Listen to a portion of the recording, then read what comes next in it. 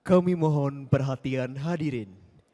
Acara Studium Generale akan segera dimulai.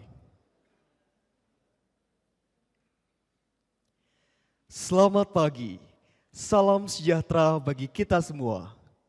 Pada hari ini, Rabu 6 September 2023, kita akan mengikuti Studium Generale bersama pemimpin redaksi Kompas.com dan dosen ilmu komunikasi Universitas Multimedia Nusantara, Bapak Wisnu Nugroho, SS MSI. Dengan topik Media, Literasi, dan Teknologi Digital. Acara hari ini akan diawali dengan menyanyikan lagu kebangsaan Indonesia Raya. Hadirin dimohon berdiri.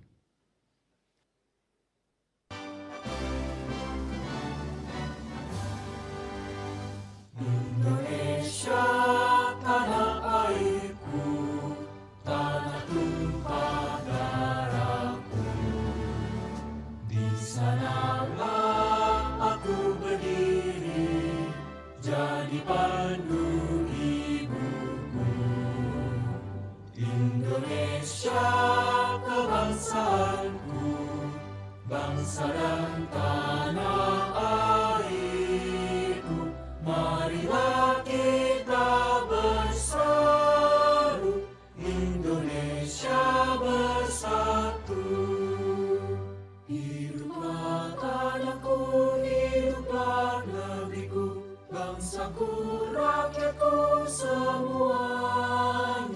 Bangunlah jiwanya, bangunlah badannya, untuk Indonesia Raya. Indonesia Raya, merdeka, merdeka, tanahku, negeriku yang ku cinta. Indonesia Raya, merdeka, merdeka, hiduplah Indonesia Raya.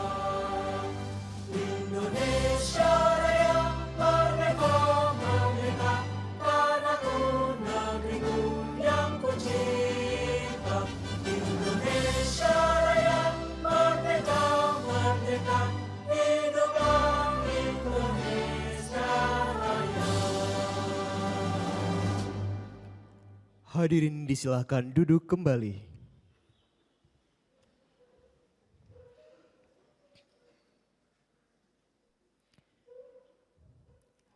Selanjutnya, kita akan mengikuti penyampaian sambutan dari Direktur Kemahasiswaan Institut Teknologi Bandung yang sekaligus akan membuka acara pada pagi hari ini. Kami silakan dengan hormat Dr. G. Prasetyo Aditama, SSN, MSN. Selamat pagi semuanya. Selamat pagi, semangat ya, ini Bandung rada dingin ya beberapa hari ini. Ya, tapi senang sekali kita bersama ketemu lagi di sini. Assalamualaikum warahmatullahi wabarakatuh. Salam sejahtera buat kawan-kawan semuanya. Om Swastiastu, Namo Buddhaya, salam kebajikan. Selamat pagi yang terhormat Kak Wisnu Nugroho ya. Kalau dipanggil Bapak karena masih muda, masih dekat-dekat dengan para mahasiswa nih. Terima kasih sudah berkenan hadir di sini untuk menyampaikan topik yang sangat penting, hangat, aktual, dan sangat relevan di masa-masa sekarang ya, tentang media, literasi, dan teknologi digital. Kak Wisnu, ini acara Studium General memang kita selenggarakan setiap semester, selalu ada, dan ini sebuah mata kuliah umum pilihan, dan biasanya diambil itu sekitar 600-an, 700 mahasiswa ya. Kita juga selain berkumpul di di aula barat ini, gedung ITB yang paling bersejarah saya kira, juga mahasiswa hadir secara daring di Zoom dan di YouTube. Kuliah ini memang didesain untuk memberikan wawasan kepada para mahasiswa, terutama yang tidak atau apa namanya, memang kadang-kadang tidak terkait, bukan tidak terkait, di luar bidang-bidang yang dipelajari oleh para mahasiswa bidang sains, teknologi, seni maupun bisnis dan manajemen. Ini tujuannya adalah untuk memberikan wawasan pada mahasiswa supaya memahami konteks mereka ada di negara ini dan secara global ada menjadi penduduk bumi ini gitu. Oleh karena itu kita biasanya menghadirkan pembicara-pembicara, prominent speakers seperti halnya Mas Wisnu atau Kak Wisnu ini untuk memberikan wawasan pada mahasiswa untuk bidang-bidang yang beragam. Hari ini kita belajar tentang media, tentang literasi, khususnya yang terkait dengan teknologi digital. Lain hari kita belajar tentang bagaimana supaya kita terbebas dari kegiatan kekerasan seksual minggu lalu ya. Hari yang lain kita belajar tentang budaya, tentang keamanan dan sebagainya, juga ekonomi gitu. Nah, mudah-mudahan ini bisa menjadi wawasan bagi mahasiswa. Para mahasiswa semuanya, terima kasih sudah hadir di sini. Hari ini kita akan mendiskusikan topik yang penting seperti saya sampaikan tadi. Tentu Anda paham lah ya, media, literasi atau teknologi digital. Literasi itu adalah satu bentuk kemampuan ya untuk memahami informasi dalam proses membaca, menulis, melihat, browsing dan sebagainya, sehingga Anda bisa membuat keputusan yang tepat gitu. Artinya memahami informasi itu tidak hanya yang sifatnya kognitif gitu, Anda tahu dan sebagainya, tapi juga kita akan lihat bahwa kita sebenarnya mengenai literasi itu belajar mengenai wisdom untuk selalu cross check dan seterusnya. Lalu di dunia akademik sebenarnya kita akrab dengan kegiatan-kegiatan untuk memverifikasi informasi dan sebagainya. Paling enggak kalau misalnya Anda membuat penelitian, Anda melakukan literatur review, melakukan wawancara sana sini dan sebagainya, melakukan eksperimen, itu adalah bagian supaya Anda mendapatkan informasi yang tepat, yang saling menguatkan dan sebagainya, sehingga Anda bisa membuat keputusan secara tepat. Nah, yang penting lagi dalam konteks media ini tentu kita karena ada sisi wisdom di situ, maka diharapkan Anda bisa benar-benar memahami nilai-nilai akademik. Nilai akademik itu kan pada akhirnya adalah Anda jujur, objektif dan jujur dan rasional, lalu berusaha untuk melaksanakan itu terus-menerus gitu ya. Tidak hanya sekali jujur atau sekali rasional, tapi terus-menerus Anda mempertahankan sikap tersebut. Oleh karena itu tanpa berpanjang kata lagi, mari kita sambut pembicara kita, Kak Wisnu Nugroho, Pimret atau pemimpin redaksi Kompas.com yang seringkali Anda cek gitu. Lalu beliau juga merupakan dosen ilmu komunikasi di Universitas Multimedia Nusantara. Saya kira tamu kita, pembicara kita hari ini adalah pihak yang benar-benar kompeten untuk menjadi tempat kita berdiskusi. Silahkan nanti didengarkan dengan baik, disimak dan tentu nanti dibuka tanya jawab selama beberapa waktu. Saya kira demikian. Terima kasih sekali lagi Kak Wisnu atas kehadirannya dan para mahasiswa, dan juga Bu Naomi yang sudah hadir di sini, Kepala Kantor Humas ITB, dan Pak Hafiz, dosen pengampu mata kuliah Studium General ini. Demikian, terima kasih, selamat pagi juga para panitia yang sudah sibuk di sebelah sana, di sebelah kanan saya, mempersiapkan dari kemarin saya kira ya. Demikian, terima kasih. Wassalamualaikum warahmatullahi wabarakatuh.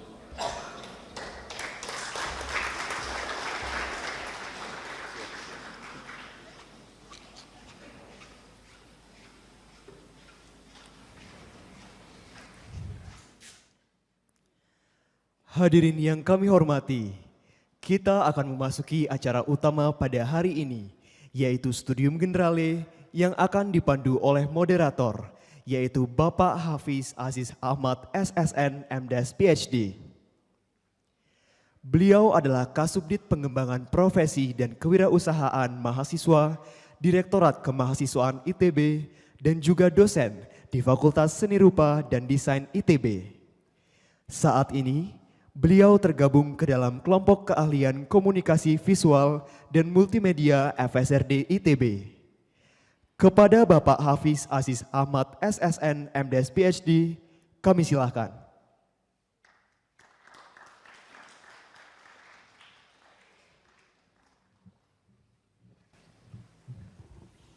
Oke, selamat pagi. Assalamualaikum warahmatullahi wabarakatuh. Ya, terima kasih kehadiran rekan-rekan semua di sini. Ya, hari ini kita kedatangan tamu yang penting. Ya, mungkin teman-teman sudah selalu baca berita ya, update terkini dari kondisi yang ada di dunia sini saat ini seperti apa. Ya, jadi bisa hadir di tengah-tengah kita Kak Wisnu Nugroho, ya, pemimpin redaksi kompas.com. Baik, mungkin sebelum saya mengundang Kak Wisnu ke atas panggung, ya mungkin dibacakan sedikit CV dari Kak Wisnu. Ya. Jadi selain sebagai pemimpin redaksi kompas.com, tadi juga beliau juga adalah dosen ya di Universitas Multimedia Nusantara atau UMN. Beliau juga pernah menulis sebagai penulis buku Tetralogi Sisi Lain SBY. Lalu pernah menerima beasiswa dari pemerintah Jerman, dari GIZ, ya. Lalu menyelesaikan S1-nya di Sekolah Tinggi Filsafat Dria Karya, lalu juga menyelesaikan S2-nya di Universitas Indonesia di Ilmu Komunikasi. Baik, untuk mempersingkat waktu mungkin saya undang Kak Wisnu untuk ke atas panggung.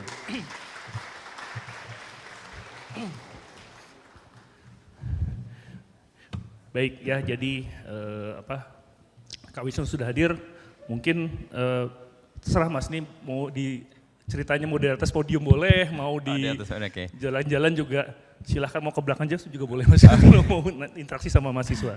Baik, makasih Mas Ya, Hafiz. silahkan Mas. Makasih Mas Pras dan Ibu Naomi serta Bapak ya baru datang. Selamat pagi teman-teman mahasiswa, apa kabar? Kabar baik ya. Moga-moga kabar baik ini juga berlanjut terus karena kita terutama di Jakarta ini sedang dapat kabar yang kurang baik karena udaranya tidak cukup sehat ya. Saya ke Bandung senang sekali dan saya langsung menyanggupi karena pasti saya akan dapat udara yang lebih segar dan ini terbukti. Tadi pagi dingin sekali, saya ngecek di suhu itu 17-16 derajat. Saya keluar jam 6, saya keluar di jalan depan hotel lalu melintas ini, wah cukup sejuk dan menyegarkan. Terima kasih sudah menghadirkan saya di sini, Mas Pras, Ibu Naomi, dan Mas Hafiz yang mengantar tadi untuk memperkenalkan saya. Saya akan mulai dengan pengalaman saya semalam. Saya datang ke Bandung kemarin sore, berangkat dari Jakarta. Saya mengendarai kendaraan sendiri karena diundang untuk sebuah acara refleksi pemerintahan Gubernur Jawa Barat Pak Ridwan Kamil yang kebetulan juga alumnus dari ITB juga. Dalam refleksi itu ada yang menarik untuk saya jadikan pengantar. Pak Ridwan Kamil melihat fase yang sekarang dia lalui itu adalah fase penghentian. Penghentian atas perjalanan dia sebagai manusia tentu saja. Karena masa jabatannya sudah berakhir. Fase penghentian itu dipahami sebagai fase di mana dia kemudian berefleksi atas tujuan besar hidup, dari mana dia titik berangkat. Tadi saya tanya Ibu Naomi, ini mahasiswa semester berapa atau tingkat berapa, rata-rata tingkat 3, baik yang di Bandung sini, ada yang teman-teman juga ada yang di Cirebon ya, salam kenal yang di Cirebon sama yang di Jatinangor ya. Fase penghentian itu adalah fase untuk melakukan refleksi. Ketika refleksi, apa yang harus dilakukan? Itu momen pertama untuk saya antar masuk ke materi saya. Yang kedua, tahun lalu Menteri Pendidikan dan Kebudayaan Bapak Nadiem Makarim, Mas Menteri, menyebut bahwa 80% mahasiswa itu merasa salah jurusan ketika dia kuliah. Ini yang manggut-manggut mungkin relate juga nih. Atau, oh ya teman saya punya pengalaman serupa. Lalu apa yang harus kita lakukan ketika kita merasa salah jurusan? Saya koneksikan dengan apa yang saya dengar dari pengalaman fase penghentian jabatan dari Pak Ridwan Kamil. Ketika kita merasa sesuatu tidak pas atau tidak sesuai, maka biasanya kita akan berhenti sejenak dan berpikir ulang. Berpikir ulang, berefleksi, itu adalah kecakapan yang paling penting menurut saya yang harus dimiliki oleh setiap orang. Di dalamnya mengandung kemampuan untuk berpikir kritis. Dan fase itu biasanya akan muncul ketika kita mulai menjadi dewasa dan ditantang untuk mandiri. Kita kemudian bertanya-tanya. Satu, fase penghentian lalu kemudian refleksi. Yang kedua, ada data yang menyebut 80% mahasiswa di Indonesia merasa salah jurusan. Persis minggu lalu, saya ada di satu forum bersama Direktur Jenderal Pendidikan Tinggi, Profesor Nizam. Di situ ada juga Ernest Prakasa. Ada yang tahu Ernest Prakasa di sini? Ya. Sutradara, dulu komika, dan dulu juga kuliahnya di Bandung, meskipun tidak di ITB. Persis pengalaman Ernest adalah ketika dia semester 5, dia ngerasa salah jurusan. Apa yang dia lakukan? Ernest itu jurusannya adalah ilmu hubungan internasional, hubungan internasional. Ketika belajar hubungan internasional, dia ngerasa, gue itu belajar sedikit ekonomi, sedikit politik, sedikit komunikasi, semua serba sedikit, kata dia. Dan dia ngerasa nggak pas. Dan di forum itu dia mengatakan, ketika dia ngerasa tidak pas, dia berhenti sejenak, ada fase penghentian, kemudian dia berpikir kritis untuk mengambil keputusan ini lanjut dengan catatan atau tidak lanjut. Yang dilakukan Ernest adalah lanjut dengan catatan. Dia menyelesaikan S1-nya, hubungan internasional, tetapi dia melakukan hal-hal yang dia minati dengan sungguh-sungguh dan kemudian diwujudkan ketika dia lulus kuliah. Dia kemudian menjadi penyiar radio. Ketika lulus kuliah dia kemudian mendaftar atau bekerja di sebuah label major. Label major itu apa ya? Dulu pencetak kaset. Kalian tahu kaset nggak? Tahu ya? Tahu. Kalau sekarang kan mendengarkan musik lewat Spotify ya Mas Hafiz. Dulu angkatan Mas Hafiz, kebetulan kami beda 1 tahun cuman. Pakai kaset, pakai CD dan sebagainya, dan itu ada label major yang mencetak itu. Dan Ernest bekerja di situ. Tapi kemudian dia 6 tahun berganti lagi pekerjaan. Satu hal yang penting dari yang dikatakan Ernest dan Prof. Nizam, kita bisa punya passion macam-macam. Tapi kita harus punya determinasi apa yang harus kita tuju. Dan untuk memenuhi apa yang kita tuju, biasanya kita ada fase-fase penghentian, berhenti sejenak dan kemudian bertanya lagi, benar nggak ini jalan untuk menuju tujuan besar itu? Nah, untuk melakukan kemampuan itu, kemampuan berpikir kritis itu penting. Nah, dari sini saya akan mulai masuk apa itu literasi, apa itu media, apa itu teknologi digital, dan kenapa berpikir kritis itu menjadi penting. Saya akan masuk dengan slide ini. Coba dibaca dan coba direnungkan. Kita mengalaminya enggak? Kita ada di era mudah sekali membenci dan memuja pada saat bersamaan, dan kemudian kita ribut karenanya. Pengalaman 2014 ya, biasanya periode pemilu sih, ini akan nyata sekali.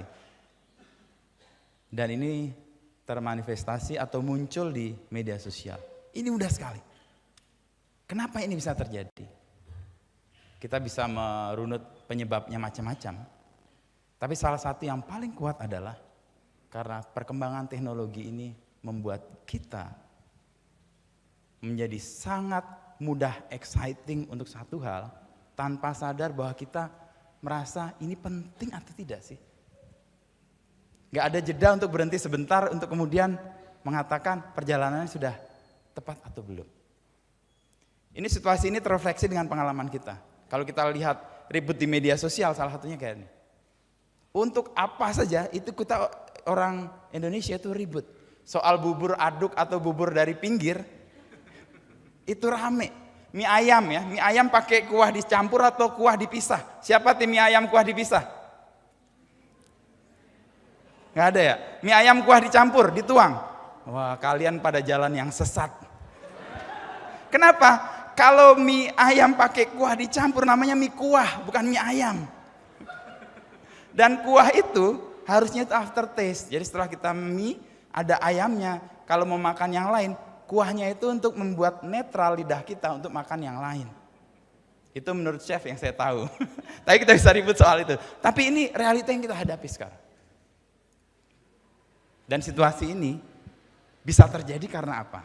Saya ternyata punya alat untuk memindah-mindahkannya. Saya coba dulu ya. Bentar. Oke.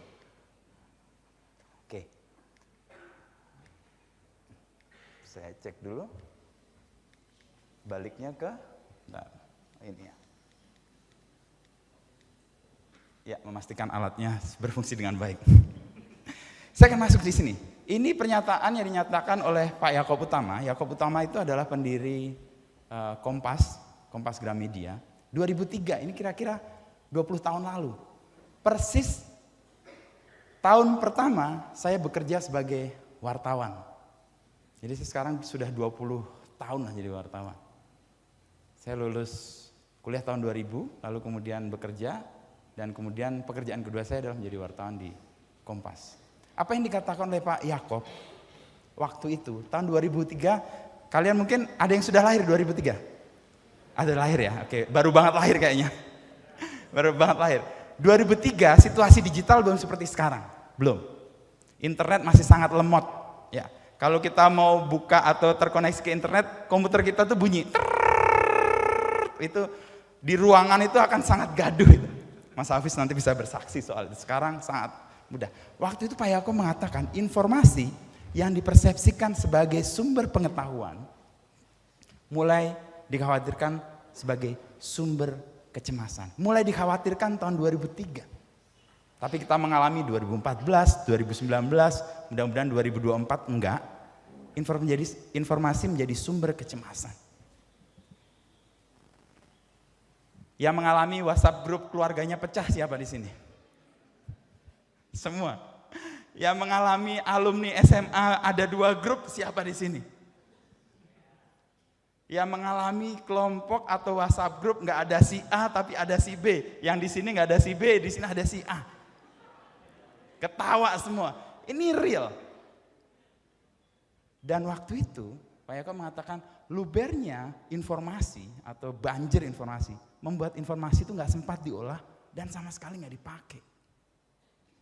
Kita mengalami sekarang flooding atau tsunami informasi dan banjir informasi.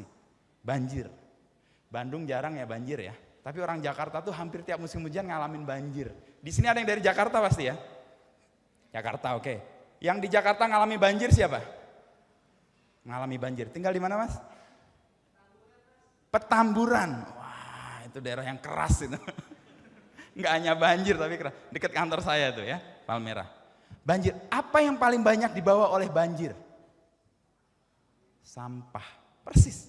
Banjir informasi itu juga membawa paling banyak sampah. Dan ketika kita kebanjiran sampah, apa yang kita lakukan? Mencari kejernihan kan, mencari yang bisa kita manfaatkan. Tapi itu sulit sekali. Ini realita 20 tahun lalu dan kita mengalami ini. Kenapa sekarang kita mengalami ini dengan sangat masif?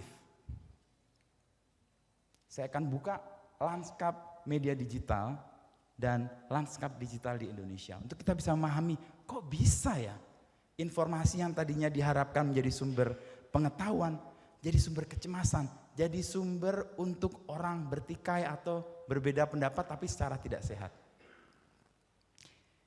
Ini data We Are Social, saya kutip, ini data yang terbuka, teman-teman bisa search di We Are Social, kita punya data yang tiap tahun diolah oleh lembaga ini, dan biasanya tiap bulan Oktober mereka mengolah data dan dirilis di bulan Februari, untuk menggambarkan bagaimana situasi kita di Indonesia dan seluruh dunia. Menariknya adalah, jumlah populasi kita 276,4 juta, ini data 2023 ya. Angka yang menarik adalah ini, 58,2% masyarakat urban.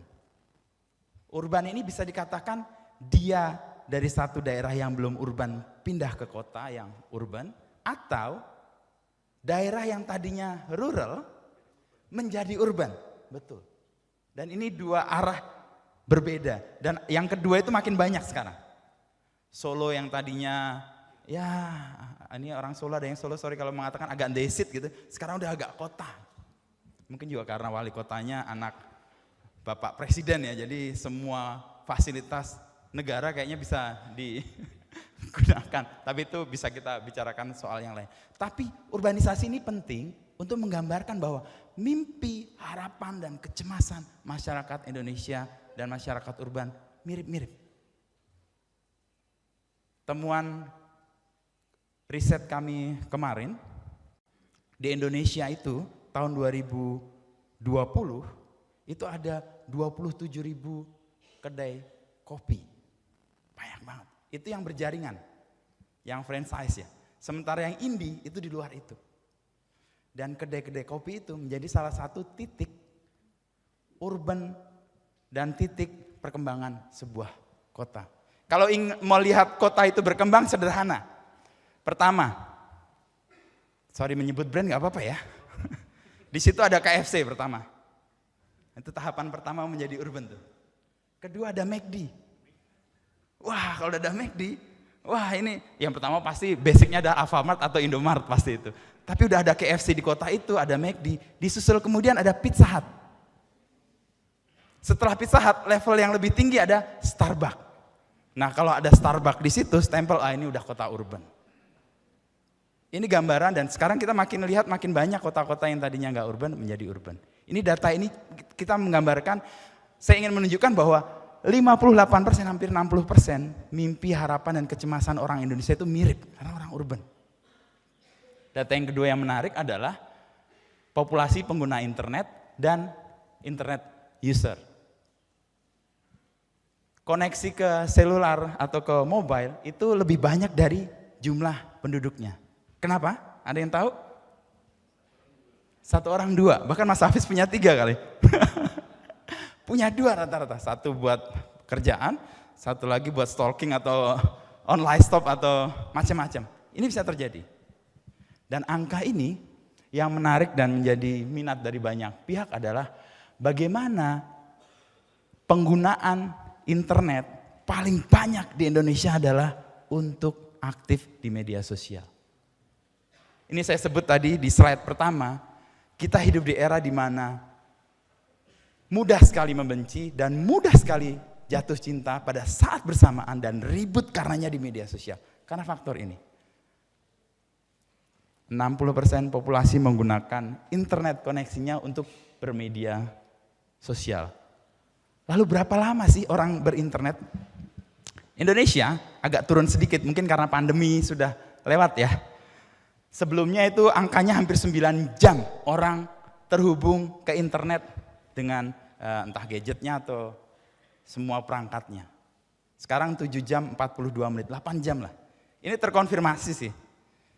Tiap hari kalau kita bangun tidur yang kita pegang pertama apa? Kening anak? Kayaknya enggak nih Bu Naomi. Kening istri Pak? Enggak. Yang kita cek pertama adalah handphone kita. Sebelum tidur, apa yang kita pegang terakhir? Wah, buku teks untuk kuliah, serius. Enggak, terakhir kita pegangin. Nah, ini mengkonfirmasi aja sebenarnya. Kalau kita di atas angka ini, perlu waspada. Karena mungkin hidup kita habis di situ. 8 jam itu. Dan yang menarik adalah tadi 60% populasi menggunakan internet untuk sosial media. Dan waktu yang dihabiskan untuk bersosial media rata-rata penduduk Indonesia adalah 3 jam 18 menit. Ini saya ungkap di sini untuk menggambarkan tadi kerumitan dan bagaimana kok media sosial begitu sangat powerful. Kabar buruk buat media adalah hanya 1 jam 34 menit digunakan untuk browsing, untuk mencari informasi. Dan tren terakhir, ini buat kami menjadi sebuah persoalan yang harus ditemukan jawabannya adalah Reuters Institute menyebut bahwa media dan jurnalis makin kedodoran, ini catatan buat kami sebagai orang media, dengan hadirnya media sosial dan influencer untuk penyampai pesan dan informasi. Nah, kabar yang menarik dan mengembirakan juga adalah pertumbuhan waktu yang digunakan masyarakat Indonesia untuk mendengarkan program atau podcast. Ini menarik. Ini sesuatu yang orang merasa radio akan mati ditinggalkan karena teknologi. Ternyata teknologi memberikan ruang yang cukup besar untuk produk seperti hadir di radio itu bisa muncul. Lalu kenapa sih orang berinternet? Ini sengaja saya tampilkan sekaligus mengkonfirmasi aja deh. Teman-teman di sini ngapain sih berkoneksi atau terkoneksi ke internet? Jawaban ini kira-kira benar nggak? Mencari informasi, dapat ide atau inspirasi, ya terkonek dengan keluarga atau teman-teman gitu ya. Ya menghabiskan waktu dan sebagainya. Ini rata-rata. Dan kalau kita menggunakan ini sebagai alasan untuk terkoneksi ke internet dan ini benar, berarti kita mulai berpikir, berfaedah nggak ya waktu kita gunakan sedemikian besar untuk layar komputer yang kita miliki untuk kepentingan kita yang memiliki tujuan tadi yang saya mengatakan, kita ada titik berangkat, ada titik akhir, kita di tengah-tengah nih. Mau melanjutkan, kalau mau melanjutkan bagaimana, kalau tidak mau seperti apa. Dan ini website paling populer di Indonesia. Kabar baiknya adalah ya kompas.com ada di urutan ke-9. Kita beriringan dengan detik.com sebagai penyedia informasi. Tetapi yang paling kuat dan menjadi rujukan orang berinternet di Indonesia adalah pertama Google untuk kepentingan macam-macam, untuk search. Lalu yang kedua YouTube untuk mencari pengetahuan juga, mungkin mau mencari barang sekarang juga YouTube, Facebook, Instagram, Twitter, WhatsApp, dan sebagainya. Ini beberapa catatan yang mau membantu kita untuk melihat lanskap digital di Indonesia. Ini beberapa media yang lokal, di sini ada Pikiran Rakyat ya, yang di Jawa Barat, ada Tribun dan sebagainya. Ini. Lalu media sosial apa yang paling banyak digunakan? Indonesia berbeda dengan negara-negara lain, sangat unik. WhatsApp itu sangat powerful. Dan hampir semua yang tadinya nggak mempedulikan WhatsApp sekarang hijrah ke WhatsApp. Dulu ada Line ya. Sekarang apa kabar Line? Masih ya. Tapi sebagai entitas bisnis dia agak shrinking atau agak kesulitan. Tapi orang-orang yang tadinya ngerasa WhatsApp itu media sosialnya om-om atau bapak-bapak, sekarang kalian masuk pada fase menjadi om-om dan bapak-bapak juga dan pakai WhatsApp juga untuk share informasi. Instagram, Facebook masih tinggi, dan Facebook salah satu tinggi itu di daerah Indonesia bagian timur. Di Indonesia kita punya riset soal itu. Dan WhatsApp paling kuat di Jawa. Nggak tahu kenapa orang senang ngerumpi atau ngobrol gitu ya, karena di WhatsApp punya ruang yang besar untuk itu. Lalu hal-hal yang lain. Ini lanskap media digital, lanskap digital di Indonesia yang kita mau melihat kerumitan, kekacauan, kesibukan atau hal-hal yang kita lakukan di media sosial, ternyata ini nih frame-nya. Dan ini saya langsung masuk ke media. Media sosial begitu gaduh, media nggak kalah gaduh. Ini 2017, data terbaru baru akan dirilis 2023 ini, jumlahnya sudah 2 kali lipat tentu saja. Media digital di Indonesia, itu jumlahnya itu sekitar 43.500. Banyak banget.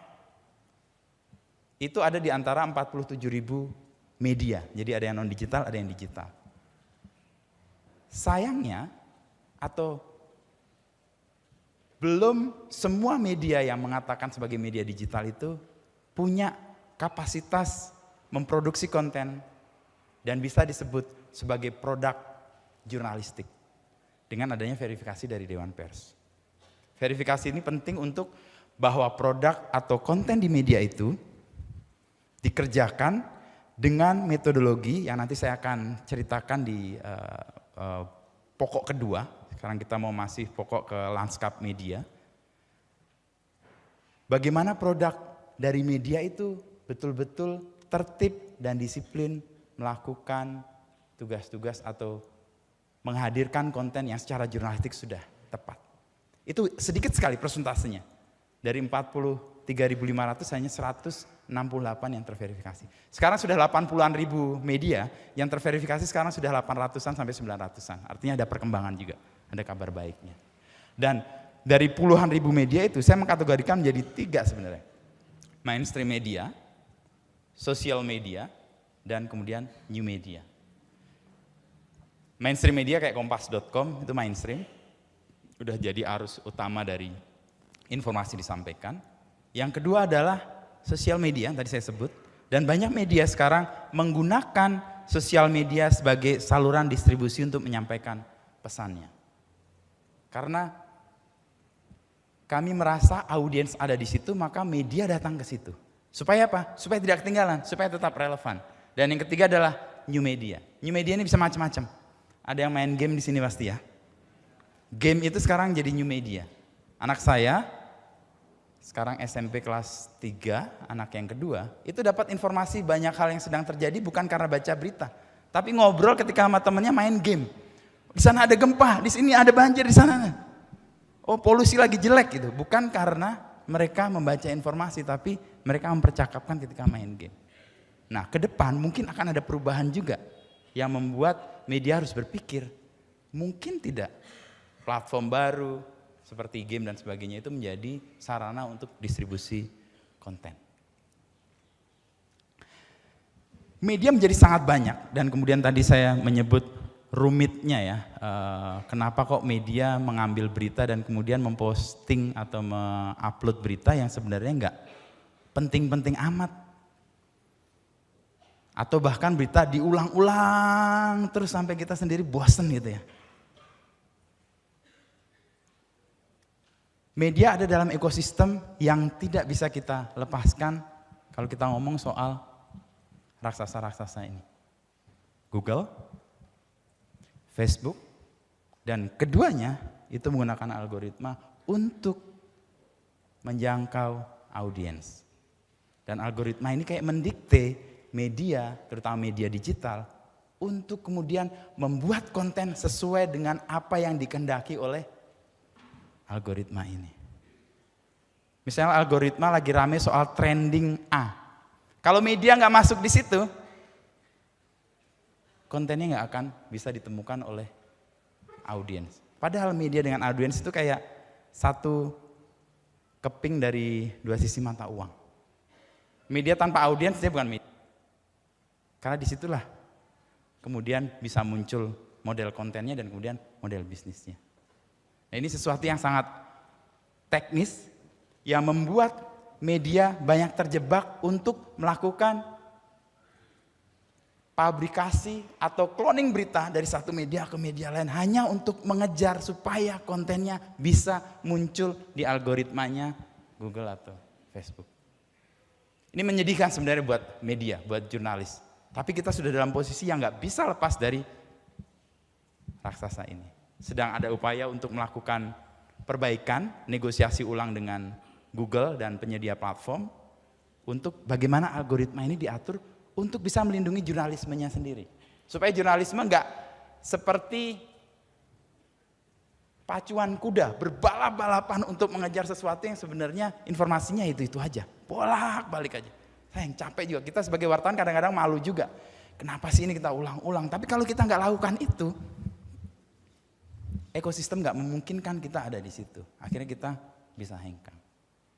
Ini gambaran soal lanskap digital dan kemudian media. Saya masuk ke pokok kedua. Ini mungkin lebih teknis dan kemudian saya kasih beberapa contoh. Literasi dan kerja media. Tadi Pak Pras menyebut bahwa literasi ya kemampuan kita melihat, membaca, dan kemudian menemukan informasi secara tepat. Tapi sederhananya literasi itu kalau saya bahasakan lebih cocok dalam bahasa yang lebih lugas itu melek. Melek aja. Tahu ngelihat gitu. Literasi. Literate itu karena kita ya melek. Orang yang literate itu orang yang melek gitu. Karena ngelihat dan kemudian dia bisa melakukan apa-apa. Dan dalam posisi mahasiswa di kampus, di ITB, di ekosistem akademis, kerja-kerja media, kerja-kerja literasi itu sebenarnya kerja-kerja mirip kerja-kerja saintis. Hanya waktunya pendek. Ada keharusan bagi kami untuk melakukan verifikasi terus-menerus atas sebuah informasi. Idealnya itu. Tapi karena tuntutan bahwa berita harus segera tayang, berita harus muncul supaya trennya nggak kehilangan, kadang-kadang verifikasi yang diwajibkan untuk jurnalis mengerjakan tugasnya itu lolos.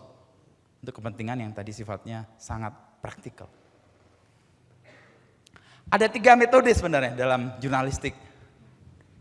Metode ini dipakai, karena tadi saya menyebut mirip dengan kerja-kerja akademisi juga yaitu. Kewajiban pertama jurnalisme sebenarnya adalah pada kebenaran. Ini credo atau keyakinan dan semacam pegangan bagi semua jurnalis di seluruh dunia. Kewajiban pertama jurnalisme adalah pada kebenaran. Dan kebenaran itu ditempuh dengan 3 metode. 1 research, yang kedua adalah observasi, yang ketiga interview. Riset biasanya dilakukan wartawan sebelum dia datang ke lapangan. Misalnya ada wartawan diundang untuk acara refleksi akhir tahun Gubernur Jabar Bapak Ridwan Kamil. Dia akan research kapan dia mulai menjadi gubernur, sebelum dia di gubernur dia adalah apa, dan ketika dia sudah tidak menjadi gubernur dia menjadi apa. Ini research kecil-kecilan yang membuat wartawan nggak kosong ketika dia datang ke tempat liputan. Itu riset. Riset bisa dilakukan dengan cara yang sangat mudah. Sekarang kita dibantu teknologi. Makanya tadi saya menyebut kita ada relasi kami dengan Google itu kayak hate and love relationship gitu. Kita benci tapi juga suka juga karena kita membutuhkan banyak hal dan kemudian kebutuhan kita dipenuhi juga oleh mesin itu. Kita riset pertama pasti lewat search engine apapun itu. Sekarang ada ChatGPT ya yang lebih bisa membantu kita mendapatkan informasi yang lebih concise tanpa harus merangkum semua hal yang sudah ada. Dan di redaksi kami sudah diperkenankan untuk menggunakan ChatGPT atau Artificial Intelligence untuk membantu kerja-kerja jurnalistik di titik awal atau di research itu. Itu research. Yang kedua adalah observasi. Wartawan itu observasi ke lapangan, datang ke lapangan untuk kepentingan memastikan apa yang dia riset itu sesuai enggak dengan temuan di lapangan. Observasi ini bisa observasi langsung, tidak langsung dan diam-diam. Wartawan umumnya, mayoritas itu observasinya tidak langsung. Tidak langsung tuh gini, liputan sepak bola wartawan itu observasi langsung atau tidak langsung? Langsung atau tidak langsung? Tidak langsung. Kalau langsung, dia ikut jegal pemainnya tuh. Itu observasi langsung. Observasi langsung saya pernah melakukan waktu itu, tahun 2004 awal, waktu itu darurat militer di Aceh sedang diterapkan pemerintah, dan saya observasi langsung menjadi tentara dalam waktu yang sangat singkat. Saya 2 hari dididik untuk bisa jadi kombatan, bisa mengoperasikan beberapa alat, dan saya dipakaikan baju tentara. dan diberikan pelajaran untuk survival ketika di hutan di Aceh, kamu nggak menemukan temanmu dan bagaimana cara survival di hutan. Itu observasi langsung. Itu awal-awal dulu, perang antara GAM dan Tentara Nasional Indonesia. Waktu itu 2004 saya datang. Itu observasi langsung. Saya observasi langsung juga pernah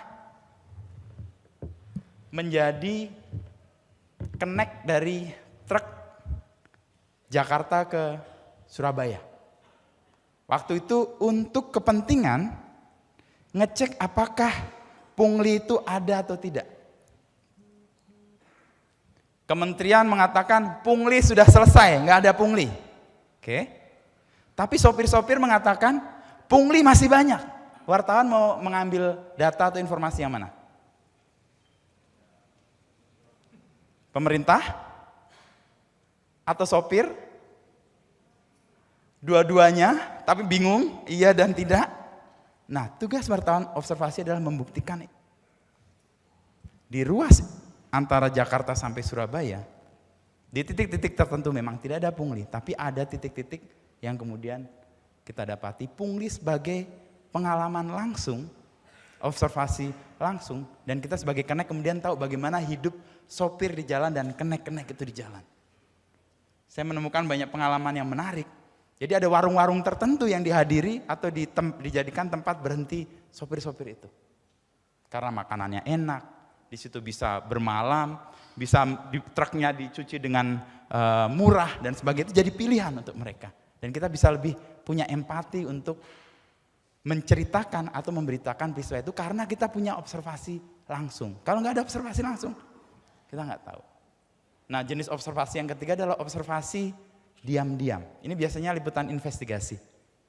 Datang ke suatu tempat yang kita riset sebelumnya dan kita ketahui ada penyimpangan misalnya, dan ketika ada penyimpangan kita kemudian mendengarkan secara diam-diam dan kemudian mengambil saripatinya dan kemudian mengungkap ke publik. Itu observasi.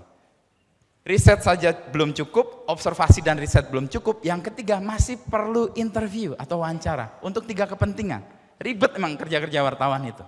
Makanya kalau dikoneksikan dengan algoritma agak tidak match sebenarnya. Karena algoritma mengejar kecepatan dan sebagainya, ini kerja-kerja yang sifatnya lebih panjang. Interview itu untuk kepentingan 3 hal. 1, klarifikasi. Mengklarifikasi. Yang kedua, mengkonfirmasi. Beda ya. Yang ketiga, memverifikasi. Ini kerja-kerja jurnalistik dan dengan metode ini harapannya adalah kewajiban pertama jurnalisme pada kebenaran terpenuhi. Itu pun belum tentu bisa terpenuhi. Dan kalau dalam konteks jurnalis beda dengan konteks hukum, apalagi kebenaran mutlak, apalagi kebenaran akademis ya. Kebenaran jurnalistik itu sifatnya merangkak. Mungkin penentu merangkaknya adalah deadline. Ketika deadline ya kebenaran di deadline itu yang kita pegang. Tapi setelah deadline berakhir dan kita kemudian mendapatkan data baru, maka kebenaran baru yang akan muncul. Itu kebenaran yang merangkak. Dan ini kerja media yang menurut saya sendiri mulai belakangan agak diabaikan oleh para jurnalis. Karena mengejar kecepatan, kepentingan dari bisnis yang sifatnya mendesak kita untuk mengikuti algoritma mau apa. Tiba-tiba keyword tertentu populer, hal yang penting kemudian diabaikan oleh banyak media untuk mengejar supaya beritanya bisa dibaca. Nah, pijakan dari semua itu, dari hal yang kita lakukan untuk mencari kebenaran adalah ada 10 nilai berita yang biasa dipakai oleh wartawan. Dan dari 10 nilai berita itu ada sikap dasar yang harus dimiliki oleh wartawan, yaitu skeptis. Wartawan kalau dalam jumpa pers pasti dia nanya hal-hal yang sebenarnya udah ada di situ, tapi dia tanya lagi. Karena apa? Skeptis. Meragu-ragu, tidak mudah percaya. Untuk apa? Untuk mencari kebenaran. Jadi ragu-ragu dan tidak mudah percaya bukan untuk gaya-gayaan dan membuat kita pusing, tapi itu mengantar kita untuk mencari kebenarannya. Kalau skeptis hanya berhenti pada keraguan-raguan dan nggak percaya, selain bahaya itu membuat kita lelah juga pikiran. Tapi kalau skeptis mengantar kita untuk mencari kebenaran atau menemukan kebenaran, itu membuat kita punya nanti ada pengalaman nantinya, oh atau wah atau aha gitu, aha momen, oh gue baru tahu nih sekarang. Ini skeptis. Saya kasih contoh bagaimana sikap skeptis diikuti dengan observasi, diikuti dengan research, diikuti dengan wawancara. Tahun 2008 kalian SD kayaknya ya? Atau masih TK malah? SD ya, 2008. Saya bertanya ke Mas Hafiz saja. 2008 kira-kira ada terjadi apa Mas Hafiz dalam politik Indonesia? Oh lagi Oke, jawaban paling aman, lagi sekolah. 2008 itu Indonesia ada dalam situasi krisis yang berdampak sistemik. Kalau kita ingat Bank Senturi, ya itu terjadi tahun 2008. Saya ingin mempraktekkan apa yang tadi saya sebut metodologi research, observasi, dan interview. Tahun 2008, presiden kita siapa waktu itu? Nah, Pak SBY waktu itu kayak di sini nih, di podium seperti ini, memimpin rapat kabinet paripurna. Rapat kabinet paripurna itu berbeda dengan rapat kabinet umum. Di istana itu ada 3 jenis rapat. Rapat kabinet terbatas, dan rapat kabinet paripurna. Kalau rapat kabinet seluruh anggota kabinet, rapat kabinet terbatas biasanya terbatas untuk bidang yang terkait dengan persoalan. Kalau paripurna itu seluruh menteri dan kepala lembaga negara dan biasanya mengambil keputusan. 2008, kira-kira bulan September atau Oktober, Presiden Susilo Bambang Yudhoyono memimpin rapat kabinet paripurna. Rapat itu mengambil keputusan. Menteri-menteri ada di sini nih semua. Jadi Pak Presidennya ada di sini. Saya coba acting sebagai Presiden Susilo Bambang Yudhoyono. Waktu itu mengatakan, mulai hari ini kita akan mengkampanyekan, mencintai produk-produk Indonesia.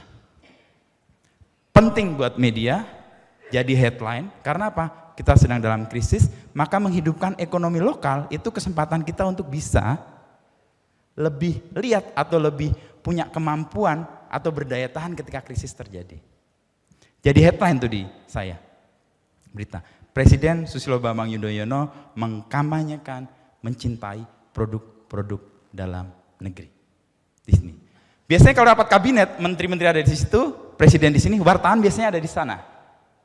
Nah, saya waktu itu jadi wartawan yang ada di sana dan melihat dan mencatat waktu itu, wah, ini keren nih keputusan. Jadi gerakan untuk mencintai produk dalam negeri. Tapi wartawan tadi sikapnya apa? Skeptis. Mata saya tertuju pada salah satu sudut di sana. Ada seorang menteri perempuan melepaskan syalnya. Kenapa jatuhnya begini? Karena syalnya dari sutra kayaknya, jatuhnya pelan-pelan banget. Ditaruh di bawah. Syal yang tadinya di tempat yang mulia, di kepala kan, kenapa ditaruh di bawah dekat kaki? Ini penasaran saya sebagai wartawan waktu itu. Penasaran. Tapi kan saya nggak bisa gerak langsung nih. Saya hanya menyaksikan, oke, nanti saya akan cek deh. Setelah presiden selesai mengkampanyekan mencintai produk dalam negeri dan jadi saya catatan untuk berita, rapat kabinet bubar. Skeptis kalau mengantar hanya keraguan-raguan dan tidak percaya itu capek. Tapi skeptis yang benar adalah mengantar untuk mencari. Apa yang saya lakukan kemudian? Menghampiri letak syal itu ditaruh. Saya datang ke ujung sana. Syal itu menutupi sebuah benda yang tidak terlihat dan tidak dibawa oleh Ibu Menteri. Yang bawa adalah ajudan. Tahu ajudan ya? Ajudan itu biasanya lulusan Akpol atau Akabri terbaik. Badannya tegap, lebih cepak dari masnya ini. Dia biasa menjadi ajudan sekaligus bodyguard. Dibawa. Nah, rapat kabinet itu ada di lantai 3 di gedung sekretariat negara. Ajudan harus sampai di mobil lebih cepat dari menteri meskipun dia nggak naik lift. Sementara Ibu Menteri naik lift. Apa yang dilakukan? Ajudan itu lari tergopoh-gopoh. Syalnya tadi dari sutra. Nah, ketika jalan tergopoh-gopoh turun tangga, syalnya tersingkap pelan-pelan. Dan saya tahu kenapa syal itu dipakai untuk menutup tas. Saya tahu itu tas. Ternyata tas merek luar negeri. Logonya LV, Louis Vuitton. Oke, itu observasi kan? Berangkat dari sikap skeptis. Ini kerja wartawan sebenarnya. Dan literasi media dilakukan oleh wartawan dengan cara seperti itu. Tapi kan nggak bisa kita langsung menjudge, wah ini nggak benar dan sebagainya. Yang saya lakukan pertama adalah research. Untuk mencari tahu, karena saya kenal ibu menterinya itu, 2 minggu sebelumnya ibu menteri itu mengeluhkan soal gajinya nggak cukup untuk biaya operasi. Gaji menteri itu kecil, serius. Kalau ada yang punya cita-cita jadi menteri, pikir ulang kalau ingin mencari gaji. Gajinya cuma 19 juta. Sama tunjangan dan sebagainya mungkin 30-an lah. Presiden aja cuma 49 sampai 50. Kecil. Tapi tunjangan operasional mungkin gede ya. Bisa 2M, bisa 3M, saya nggak tahu. Tapi gajinya kecil dan dia benar bahwa gajinya nggak cukup untuk biaya operasional sebagai menteri. Tapi saya lihat kok tasnya LV gitu. Yang saya cari pertama, saya nggak tahu merek itu dan nggak pernah bersentuhan dengan merek itu sama sekali. Saya kemudian search di Google paling mudah. Kan metode untuk cari kebenaran tadi apa? Research, observasi saya udah dapat sama interview. Riset kecil-kecilan, saya search di Google. Google dulu belum secanggih sekarang, tapi udah lumayan lah. Saya search harga tas Louis Vuitton. Muncul 12 halaman. Dari harga 300.000 sampai nggak ada harganya. Terus riset menemukan kebenaran nggak di situ? Iya, enggak. Banyak banget 200.000 sampai nggak terhingga. Terus mana yang benar gitu? Waktu itu tasnya itu putih, saya masih ingat banget. Logonya warna-warni kayak pelangi. LV yang apa itu yang? Ini kayak ngerti nih tas LV kayak apa. Itu nanti kita search itu putih, tas jinjing itu ada logo warna-warni. Nah, saya menemukan di Google tapi nggak dapet nih kebenarannya. Saya search kemudian di website paling otoritatif yaitu websitenya Louis Vuitton. Dapat seperti yang saya maksud. Tetapi yang tadi saya sebut nggak ada harganya. Mereka nggak nyebut harganya. Wah, gimana nih tujuan saya cuma pengen tahu harganya untuk compare keluhan Ibu Menteri soal gajinya nggak cukup untuk biaya operasional. Oke, ini kerja jurnalistik kan ribet. Begini nih kerja wartawan karena skeptis. Karena sebenarnya nggak perlu dikejar juga, tapi karena udah terlanjur skeptis, pengen tahu harus ketemu nih kebenarannya. Oke, saya pulang dari istana, kantor saya di Palmerah, dekat Petamburan tuh tadi yang orang Petamburan gitu ya. Petamburan kita. Nah, dari istana ke Palmerah itu lewat Grand Indonesia. Tahun 2008, Grand Indonesia itu ada gerai Louis Vuitton gede banget. Dan waktu itu menjadi gerai terbesar di Asia Tenggara kalau nggak salah. Sekarang masih kayaknya. Dan itu mau gelap, mau terang, mau mati lampu, mau apa itu berkilap-kilap tuh. Karena dia hologram tuh gede banget. Kalau belum pernah ke Grand Indonesia atau ke Jakarta, coba ke Jakarta dan melintasi jalan Sudirman Tamrin pasti itu akan mencolok mata kalian. Pulang dari istana karena keinginan untuk mencari informasi yang benar, saya kemudian mampir ke gerai Louis Vuitton itu. Ada yang pernah masuk gerai Louis Vuitton? Senyum-senyum kayak belum pernah. Kalau belum pernah, saya kasih tahu supaya nggak malu-maluin kayak saya. Jadi kalau masuk gerai Louis Vuitton itu dikawal 2 orang. Jadi kalau masuk gitu, oh mau cari apa Pak, Bu? Oke, kanan kiri gitu ya. Oke, saya lihat, satu perempuan, satu kayak laki-laki karena wangi banget saya nggak tahu nih. Kemudian saya lihat, oke, saya mau cari tas warna putih, logo Louis Vuitton yang warna-warni. Sangat helpful sekali, membantu. Di sebelah sana Pak, silahkan. Saya datang ke sana dan saya lihat, ini dia tasnya. Saya pegang tasnya. Tujuan saya tadi ke situ untuk tahu apa? Harga. Saya lihat, saya kaget luar biasa. Kenapa? Kenapa? No, nggak ada harganya. Biasa belanja di Ramayana nih kayaknya. Beli barang ada harganya. Ini nggak ada harganya. Tujuan saya ke situ memberanikan diri sekuat-kuatnya untuk tahu harganya. Nggak ada harganya. Mampus nggak? Barang udah saya pegang nih. Muka saya berubah waktu itu ternyata dan dipahami oleh yang mendampingi saya. Kenapa Pak? Oh, saya masih mengumpulkan keberanian diri dan kepercayaan diri saya yang masih tersisa. Saya tanya, harganya berapa? Wah, pede banget. Silahkan ke kasir, mampus gua. Jangan-jangan suruh bayar nih. Saya ke kasir. Oke, dengan sisa kepercayaan diri dan keberanian yang masih ada, saya datang ke kasir. Kasirnya ngelihat saya, kayaknya dia tahu karakter orang-orang yang beli di Louis Vuitton nggak ada di saya. Ya, tapi dia masih melayani lah. Lalu bertanya, kenapa Pak? Oh, saya pengen tahu harganya gitu. Tanpa melihat muka saya, kan kalau dipindah terus ada layarnya ya. Layarnya dihadapkan ke saya sambil dia asik dengan handphonenya. Cekrek gitu. Oh, oke. Saya tahu harganya. Tugas selesai. Betul selesai. Tapi gimana cara keluar dari Louis Vuitton tanpa harus membeli? Ini kerja jurnalistik, literasi. Oke. Wah, akal, punya akal, lalu ya basa-basi. Masih yang mendampingi saya tanya, Mbak, harapan saya nggak ada sih jawabannya. Ada nggak dompet warna putih logo ini? Kenapa Pak? Kayaknya istri saya nggak suka deh ini. Alasannya, harapannya kan nggak ada kan? Ternyata oh ada Pak yang di sebelah kiri tadi. Belum kelar persoalan, ada persoalan baru. Waduh. Tapi ya sudahlah, saya udah bertanya, saya harus follow jawaban dari mbaknya. Kemudian saya ikut dan mengembirakannya ketika saya melewati pintu utama tadi. Nah, ini mungkin diselamatkan juga. Ada rombongan ibu jaksel kayak yang mau masuk. Dan kayaknya itu karakteristik atau kategori orang yang biasa beli Louis Vuitton. Sehingga mbaknya tadi terdistraksi matanya melihat ke ibu-ibu itu. Sebelum saya ke tempat dompet yang ternyata ada itu. Tasnya saya taruh, ketika mbaknya terdistraksi dan mempersilahkan orang yang masuk, saya melipir keluar dan selesai. Aman, kebenaran saya dapat, dan kemudian itu menjadi penentu untuk hal yang kalau kita hanya percaya di riset pasti keliru harga Louis Vuitton. Tapi kalau di situ kan faktual sekali kan, nggak bisa mungkin nggak keliru karena saya sudah lihat pindainya dan kemudian muncul tuh harga. Terus jadi berita? Belum. Masih ada satu lagi, yaitu interview. Saya interview Bu Menteri, nggak mungkin.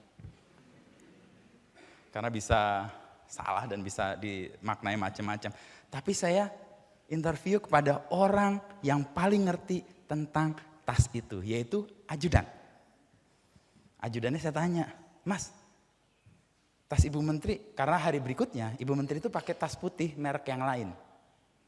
Dan kemudian saya iseng aja bertanya, Ibu Menteri emang koleksi tasnya warna putih semua? Nah ajudan ini tanpa saya komando, cerita banyak. Oh iya Mas, wah ini tuh mereknya ABC, waktu saya ke London beli ini. Oke, saya cerna aja tuh. Oke, benar. Dan terkonfirmasi hari berikutnya ketika Ibu Menteri itu ke rapat kabinet lagi, bawa tas yang berbeda lagi. Oh oke, terkonfirmasi. Bahan berita udah cukup kan? Itu baru saya lakukan setelah kira-kira seminggu informasi terkumpulkan, saya bikin feature namanya. Kalau di berita itu ada dua, hard news sama feature. Feature itu soft news, jadi cerita yang lebih mengalir, storytelling gitu sifatnya, untuk menjelaskan satu hal.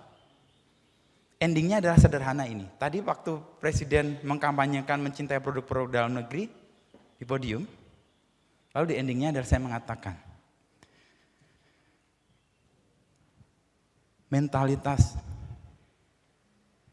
pejabat, itu waktu itu saya mengatakan di tulisan itu adalah dia mengatakan mencintai tapi cinta tidak harus memiliki katanya. Mirip lagu-lagu ABG. Karena apa? Cintai produk dalam negeri yang dipakai adalah tas LV. Heboh tuh di istana, lalu ditanya mana yang namanya Inu? Dicari.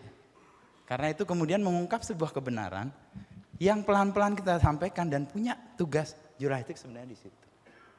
Momen berikutnya adalah hal yang menarik, ini contoh tapi singkat aja, tidak seanekdotal yang tadi, itu sepatu para menteri. Ya saya tidak menyalahkan karena urusan kaki kan urusan yang sangat personal ya. Ada yang cocok dengan merek tertentu, ada dengan merek yang lain gitu.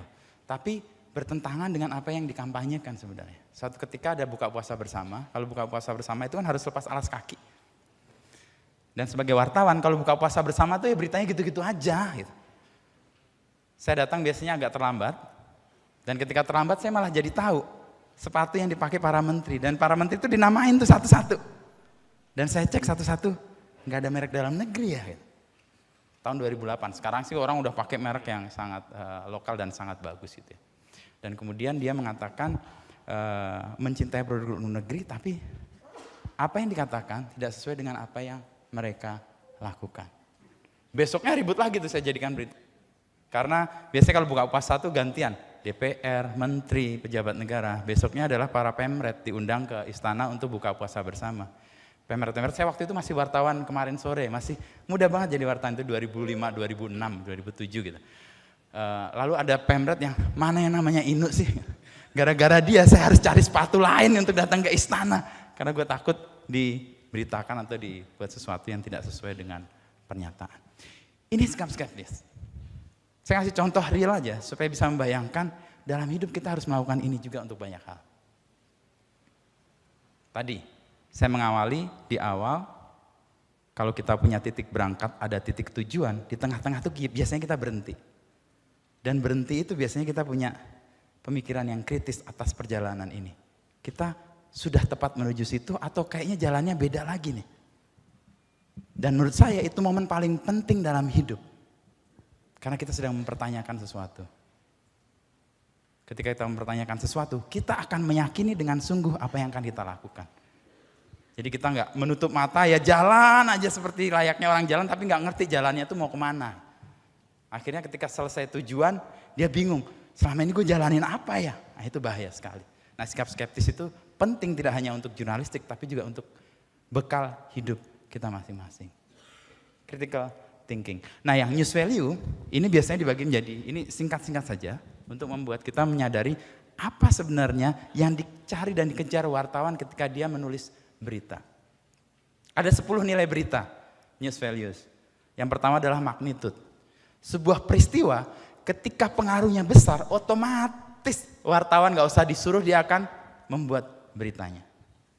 Yang kedua adalah impact atau dampak. Bedanya pengaruh dengan impact itu, kalau impact itu biasanya langsung. Kalau pengaruh itu agak panjang.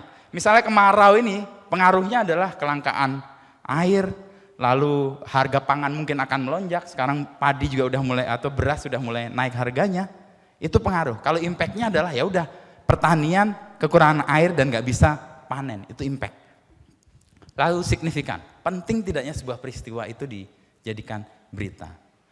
Yang keempat adalah aktual, hal yang sedang terjadi, hal yang aktual. Ini salah satu yang tadi algoritma.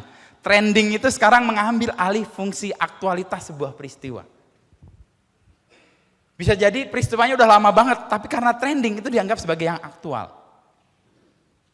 Lalu yang kelima adalah prominensi atau ketokohan. Setiap berita atau setiap informasi di mana di situ ada tokoh besar, beritanya mungkin remeh-temeh, itu akan jadi berita. Itu kenapa untuk menyiasati sebuah program yang ya so-so, untuk hype, untuk bisa dibicarakan orang, dia ngundang selebgram atau selebriti atau tokoh-tokoh membuat produk itu dibicarakan meskipun mungkin nggak penting-penting amat. Yang keenam adalah proximity, kedekatan. Makin dekat sebuah peristiwa dengan pengalaman harian kita, itu makin punya nilai berita.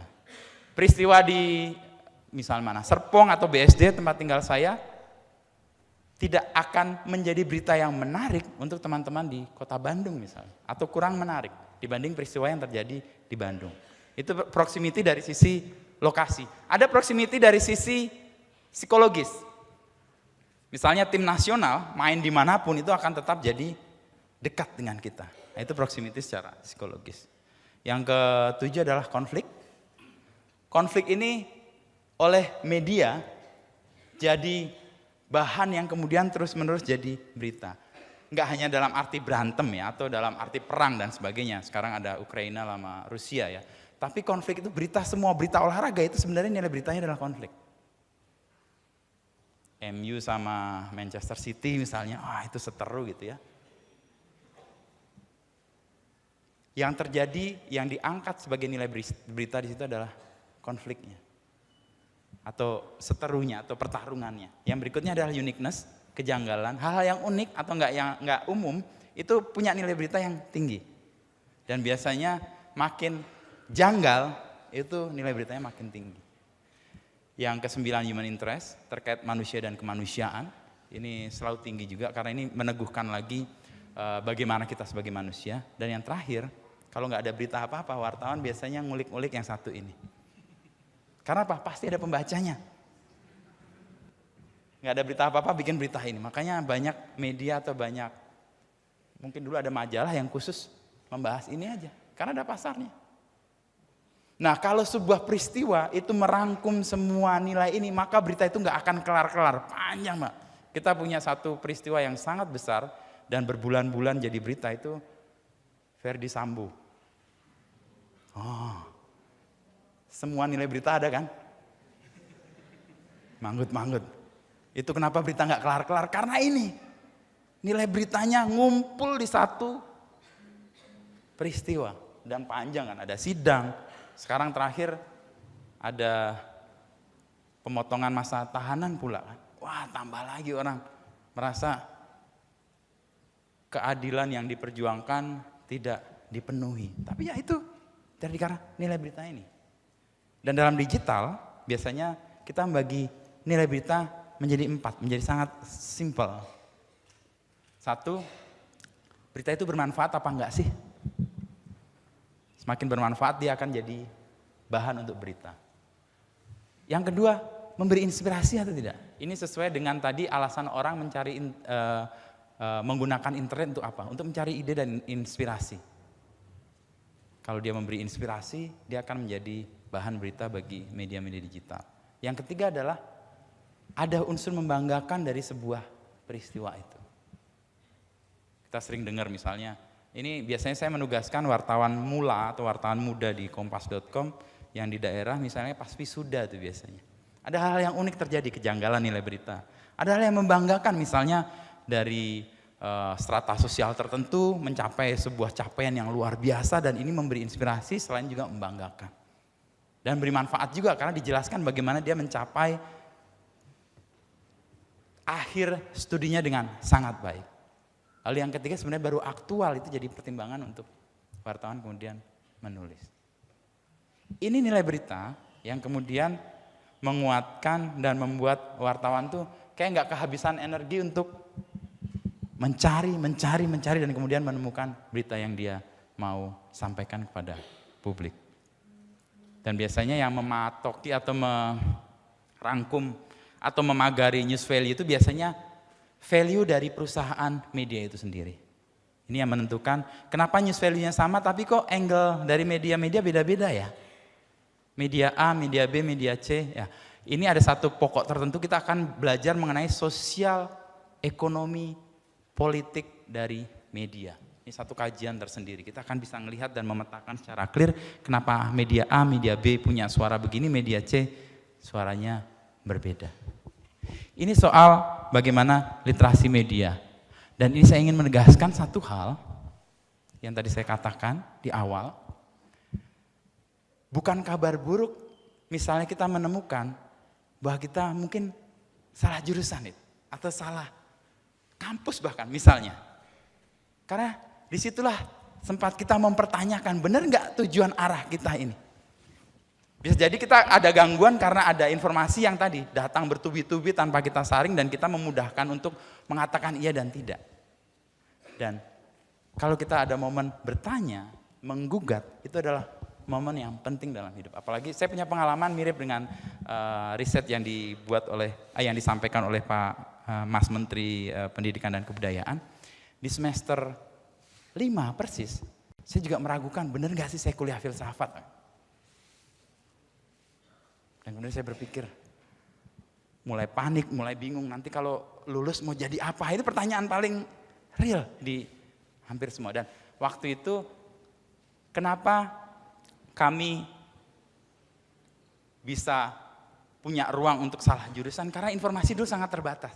Tapi kalau era sekarang, generasi kalian masih merasa salah jurusan, ini yang salah siapa? Padahal informasi ada di genggaman kalian. Kalian 8 jam megang HP. Kalau sampai salah, itu Berarti cara menggunakan saluran informasinya yang keliru. Literasi kita terkait penggunaan gadget atau gawai untuk mendapatkan informasi itu tidak tepat.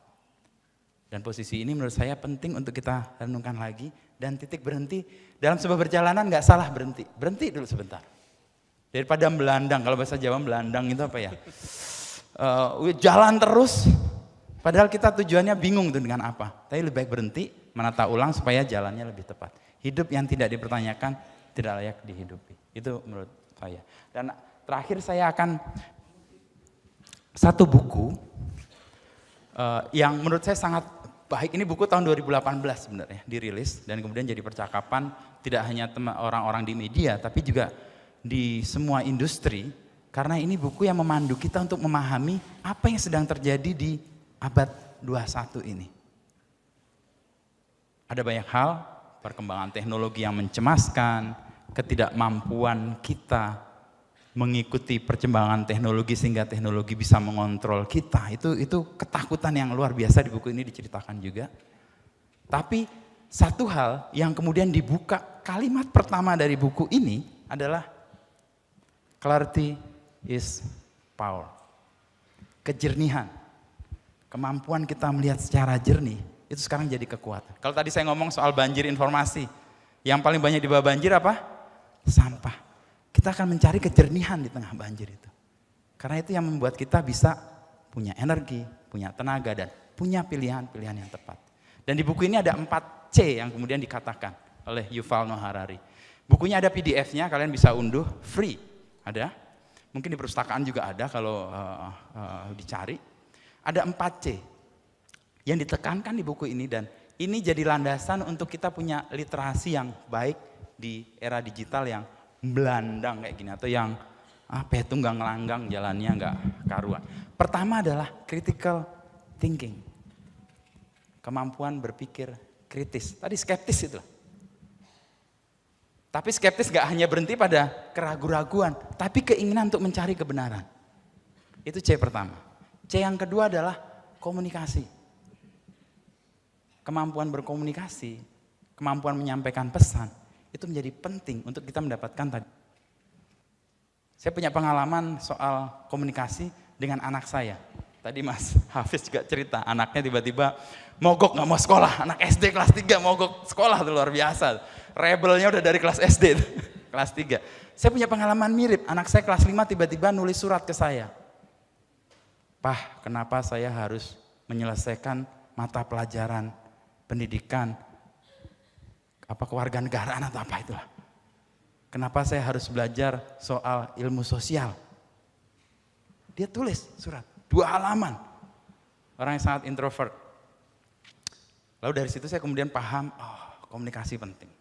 Saya ajak ngobrol, lalu kemudian, kenapa kamu mempertanyakan semua pelajaran yang gak kamu suka dan ingin kamu hindari?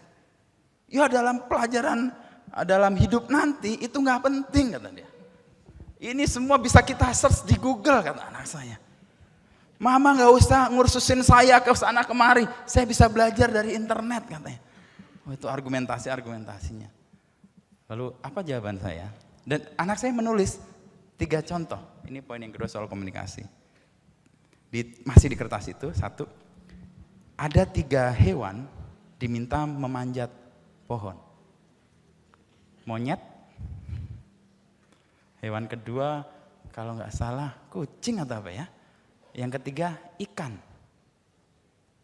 Lalu si penilai akan membuat nilai berdasarkan setinggi apa dia manjat pohon. Monyet pasti bisa manjat pohon kan? Kecuali monyet mager tuh ya, dia nggak bisa manjat. Kucing bisa manjat pohon. Lalu ikan gimana memanjat pohon? Lalu pertanyaan anak saya, siapa dari ketiganya itu yang menurut papa nilainya bagus? Itu saya tertegun soal komunikasi. Habis itu saya ajak ngobrol anak saya. Dari situ introvertnya mulai terbuka sedikit-sedikit. Yang kedua, jadi critical thinking yang pertama, komunikasi ini penting. Dalam hidup kita akan menghadapi orang-orang yang juga susah diajak komunikasi. Tapi kemampuan kita berkomunikasi itu penting. Yang ketiga, itu kolaborasi. Kita nggak bisa menyelesaikan semua hal sendirian. Dan pasti nggak bisa. Kecakapan A harus ketemu dengan kecakapan B, ditambah kecakapan C, dilengkapi dengan kecakapan D. Itu pun masih dalam perjalanan harus ketemu kecakapan-kecakapan yang lain. Itu kolaborasi. Itu pentingnya di 2 atau 3 tahun terakhir ada Merdeka Belajar juga ya. Kita bisa ketemu dengan mahasiswa-mahasiswa lain. Saya mengampu ilmu komunikasi. Satu kelas itu 38, yang satu 42. 12 orang diantaranya jurusan di luar komunikasi. Ada jurusan film, jurusan IT, sama jurusan animasi. 12 orang. Dan saya tertantang karena mereka ingin mendapatkan sesuatu yang baik. Mata kuliah yang saya ampu adalah Digital Content Production. Anak-anak film merasa ingin belajar bagaimana memproduksi konten. Meskipun dia tahu teknisnya, tapi soal kontennya. Itu mereka belajar itu penting. Kolaborasi. Jadi critical thinking, communication, collaboration. Yang terakhir adalah creativity. Ini nggak akan tergantikan oleh teknologi, oleh artificial intelligence. Artificial intelligence bisa berimajinasi nggak? Dia bisa kalau kita suruh kan.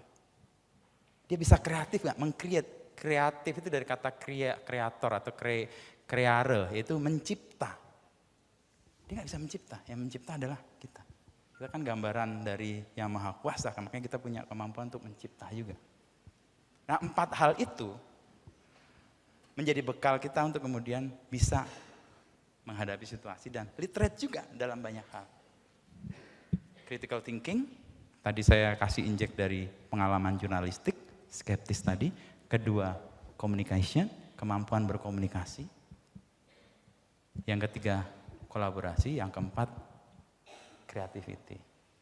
Dan untuk menutup ini, saya punya satu buku yang menarik sekali, baru terbit.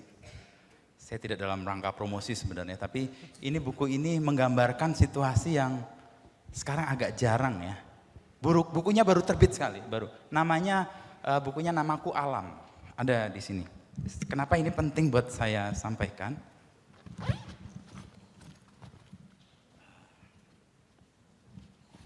Karena ada hubungannya sama ITB juga.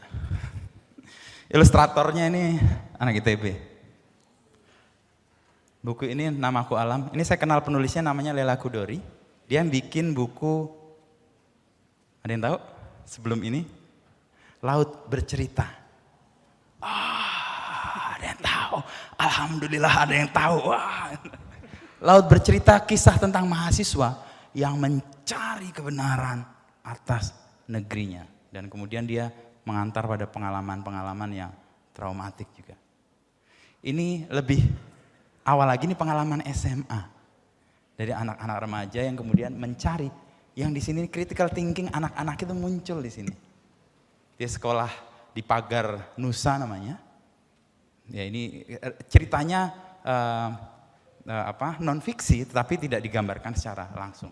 Ini ilustratornya saya sebut kenapa Mas Tony ya? Namanya Mas Tony Mastiono. Wah, Mas Hafiz tahu nih. Senior saya Mas. Senior ya, senior kita bersama pastilah. Mas Tony ini punya pengalaman yang sangat luar biasa. Ini buku, ini teks semua ya, jadi agak terrorizing. Tapi kalau suka dengan novel, ingin menjelajah pemikiran dan menggali hal-hal yang sifatnya kritikal gitu ya. Ini buku yang menarik untuk dibaca selain yang tadi Laut Bercerita. Laut Bercerita itu udah 65 kali cetak ulang. Tiap cetak ulang berarti 3.000, bisa dikalikan berapa banyak itu buku sudah beredar. Dan itu menjadi menurut saya memperkaya teman-teman yang di sini mungkin kuliah teknik, kuliah sains untuk mengasah kemampuan apa ya istilahnya, kepekaan kita sebagai manusia dengan bacaan-bacaan yang mungkin di luar kita punya. Dan sebagai penutup sama sekali, saya dengan ITB itu nggak jauh-jauh amat sebenarnya. Rektor saya juga dari ITB, Mas Nino, astronomi. Teman angkatan saya itu ada dari ITB 2 orang, teknik sipil dua-duanya. Jadi wartawan di DPR, satu lagi di wartawan ekonomi. Senior saya lagi ada 2 orang fotografer, namanya Arbain Rambe, itu teknik sipil juga ITB. Sama Sujiwo Tejo kalau ada yang tahu. Itu wartawan Kompas dulu. Sebelum akhirnya dia menekuni dalang. Dan teman kerja saya sekarang, CMO, adik kelasnya Mas Hafiz, itu juga anak seni rupa, sekarang megang marketing. orang keramik tapi megang marketing. Dan saya ingin mengatakan sekaligus menutup untuk menemukan pengantar yang tadi di awal. Mungkin kita ngerasa nih salah jurusan gitu ya, atau nggak tepat jurusan kita, tapi jangan berkecil hati. Kalau kita menekuni dan kemudian mempertanyakan dan mendapatkan jawaban atas pertanyaan itu, dan kita terbuka dengan banyak hal yang ada di sekitar kita, jalan menuju apa yang mau kita tuju itu akan tertemukan di perjalanan. Mungkin nggak linier, tapi akhirnya ketemu. Demikian apa yang saya sampaikan, semoga bermanfaat dan bisa kita lanjutkan untuk diskusi. Mas Hafiz bisa mengantar. Mungkin pertanyaan akan membuat Stadium Generale ini lebih asik. Silakan. Oke, baik, Mas Hafiz. makasih Kak Wisnu ya, menarik ya. Kita terbuai nih, 90 menit lebih nih Mas Wisnu cerita dan gak ada yang protes. Mas, waktu Mas, cepet gitu ya. Gak ada yang protes, berarti memang enggak terbius berarti karena, jadi mungkin kalau teman-teman yang doyan cerita mungkin bisa jadi jurnalis ya. Karena tadi ini pasti Mas Wisnu bisa menceritakan sesuatu yang dari pengalaman diramu jadi sesuatu yang menarik. Oke baik, karena mungkin kita waktunya tinggal sekitar 10 menit ya. Mungkin saya buka untuk 2 pertanyaan dulu ya. Wah itu udah langsung ngacung. Oke silahkan Mas, ke depan ke mic aja ya silahkan. Sebutkan nama dan dari prodi mana ya, terima kasih. Semangat ini Mas langsung.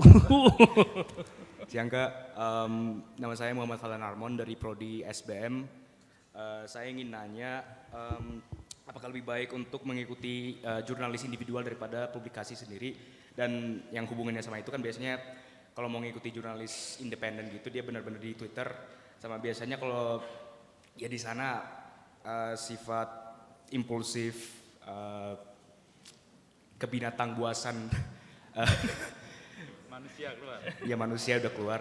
Ya, saya ingin nanya untuk selain dari orang yang benar-benar dedikasi terhadap kebenaran, apakah bermutu untuk mendengar sama mengamati perbincangan yang agak receh gitu di sana. Terima kasih. Oke baik, terima kasih. Oke mungkin maaf tadi namanya siapa? Panggilannya? Panggilannya? Fadlan. Fadlan, oke Fadlan. Oke mungkin saya satu lagi deh biar langsung di itu. Oke yang di belakang silahkan Mas, Mbak. Ya yang ngacung silahkan, ya. Silahkan maju, ya.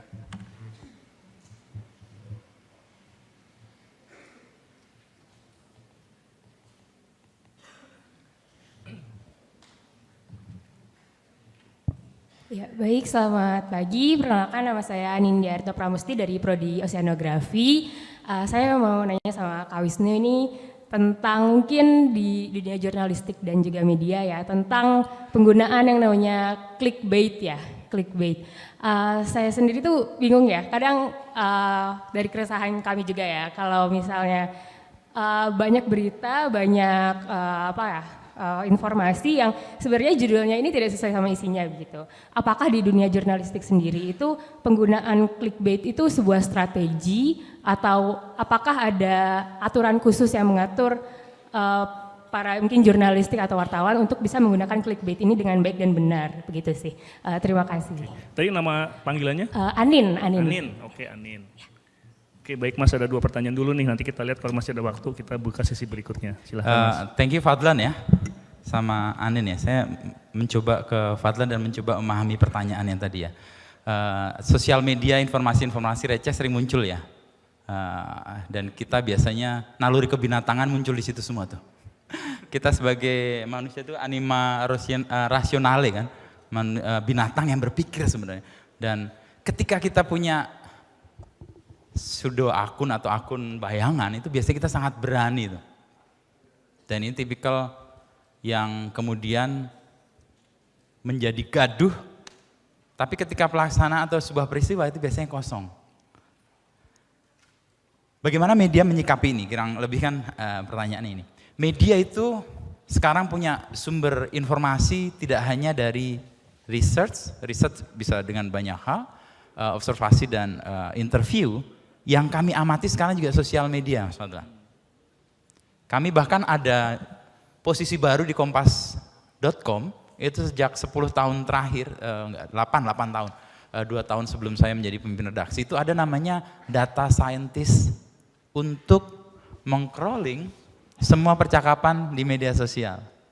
Kita ada mesinnya, ada engine-nya, tapi yang menentukan dari mesin itu adalah kemampuan menganalisa, dan ini biasanya anak data scientist. Dia bisa membuat tren, membaca kecenderungan, dan kemudian dia bisa mengacak biasanya ini informasinya dari arah tertentu atau dari arah mana. Ini data scientist. Ini supportnya untuk redaksi biasanya dia kasih mingguan. Kalau ada peristiwa yang akan kita antisipasi, mereka biasanya membuat kayak persiapan, misalnya kita akan ada pengumuman calon presiden itu kira-kira kan akhir Oktober ya, 25 Oktober. Kita sudah bayangin percakapan soal itu pasti akan tinggi. Dan bagaimana sikap kita untuk menghadapi atau mendapati informasi-informasi di media sosial yang sangat membanjir dan luar biasa. Karena nggak semua bisa kita anggap sebagai kebenaran. Itu kayak banjir tadi. Data scientist itu yang memilah dan kemudian memilih. Nah, memilah beda dengan memilih ya. Udah kita pilah-pilah, yang memilih untuk kemudian ini loh yang jernih. Ini clarity-nya yang bisa jadi kekuatan. Dan biasanya untuk hal-hal yang seperti itu, kita melakukan konfirmasi 2 kali. Jadi nggak setiap akun yang sudah kita anggap sebagai akun yang clear, kita langsung tayangkan aja enggak.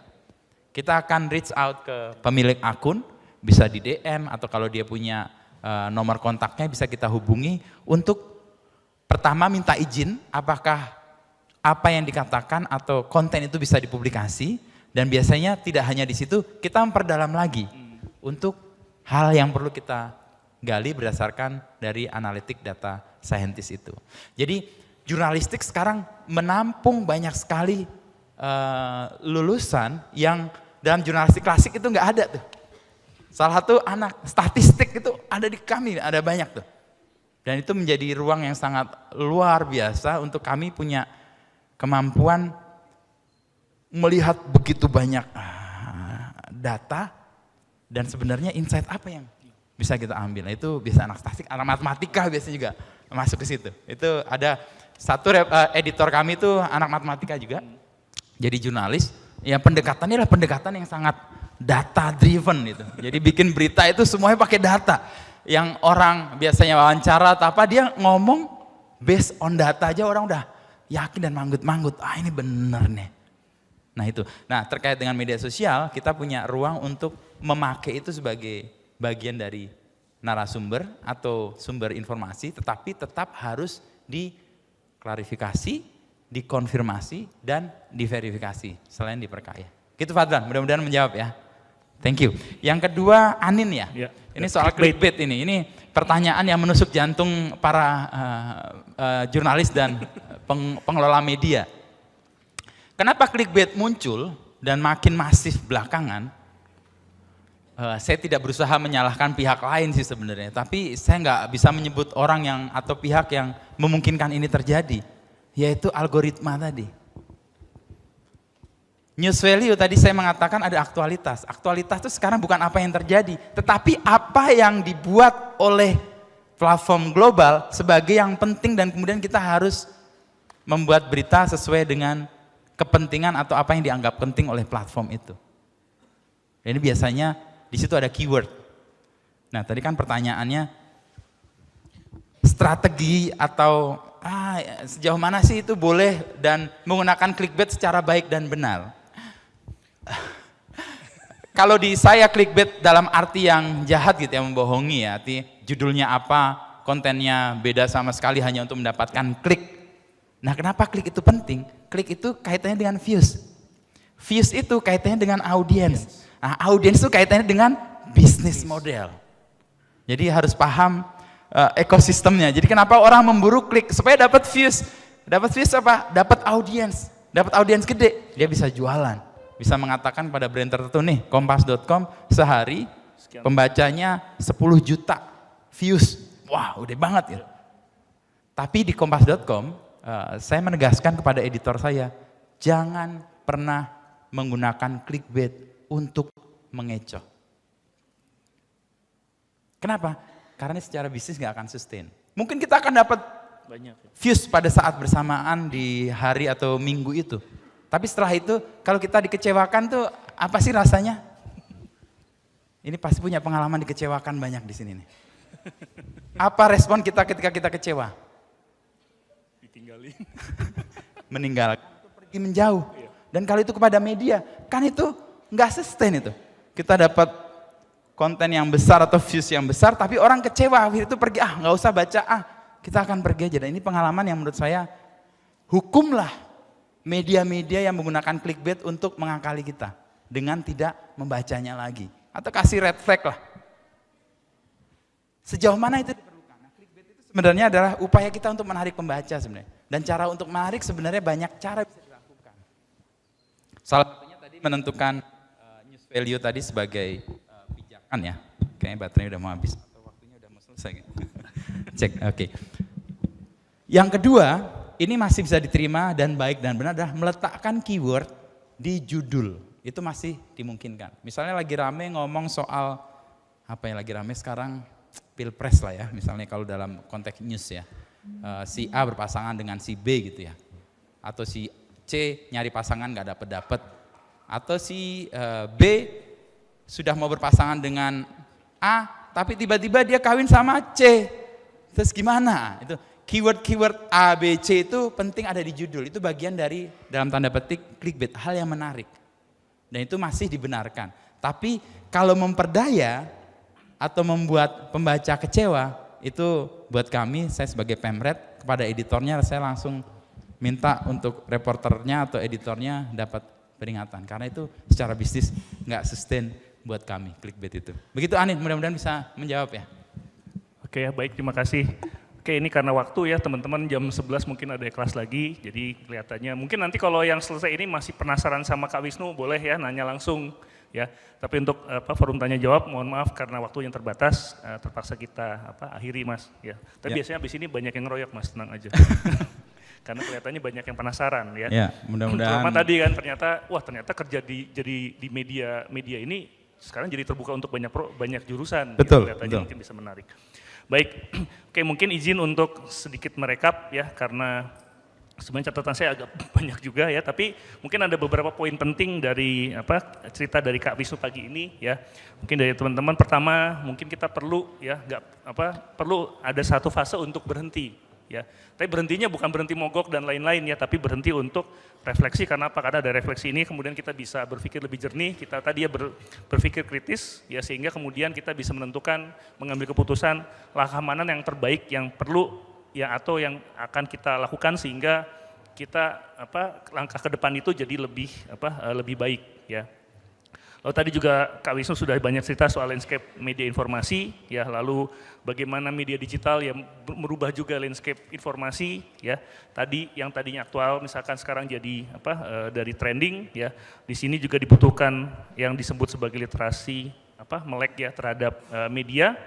Lalu juga bahwa jangan dilupakan ya bahwa jurnalisme itu punya satu azas yang sangat kuat ya, yaitu mencari kebenaran ya. Jadi mungkin teman-teman kalau ada yang tertarik untuk nanti berkiprah di dunia jurnalisme, itu yang harus dipegang ya, bahwa yang kita cari itu adalah kebenaran. Makanya ada langkah-langkah yang perlu kita bisa lakukan untuk memastikan apa yang kemudian kita tampilkan, apa yang kemudian kita publikasikan itu adalah basisnya adalah kebenaran. Kenapa? Karena media ini punya impact ya, punya pengaruh yang luar biasa kepada masyarakat. Jadi itu yang mungkin juga kita perlu pahami ya, seperti itu. Dan yang terakhir mungkin tadi yang menarik juga bahwa kita penting ya mengembangkan sikap skeptis ya, tapi skeptis dalam tatanan yang positif ya. Artinya skeptis ini perlu diimbangi dengan tadi ya 4C ya, critical thinking ya, komunikasi, kolaborasi, dan kreativitas. Mungkin resume dari paparan Kak Wisnu pagi ini. Oke, terima kasih untuk Kak Wisnu. Mungkin mohon aplaus dari teman-teman ya, paparan yang sangat menarik dan menginspirasi. Baik, mungkin saya kembalikan lagi ke MC. Terima kasih. Kami mohon kepada Bapak Wisnu Nugroho untuk tetap di tempat. Selanjutnya, Direktur Kemahasiswaan ITB akan memberikan piagam penghargaan kepada Bapak Wisnu Nugroho SSMSI. Kepada Dr. G. Prasetyo Aditama SSN MSN, kami silahkan.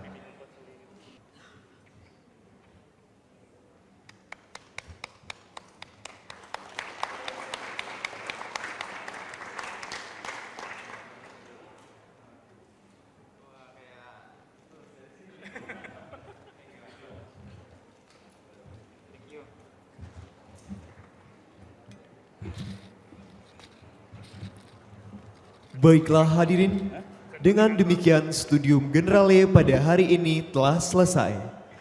Kami informasikan kepada peserta mata kuliah Studium Generale yang berasal dari kampus ITB Jatinangor dan kampus ITB Cirebon diwajibkan untuk hadir di kelas luring yang telah disediakan.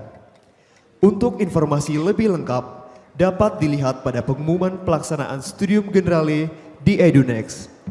Terima kasih atas perhatian hadirin dalam mengikuti acara ini. Selamat siang, salam sehat selalu.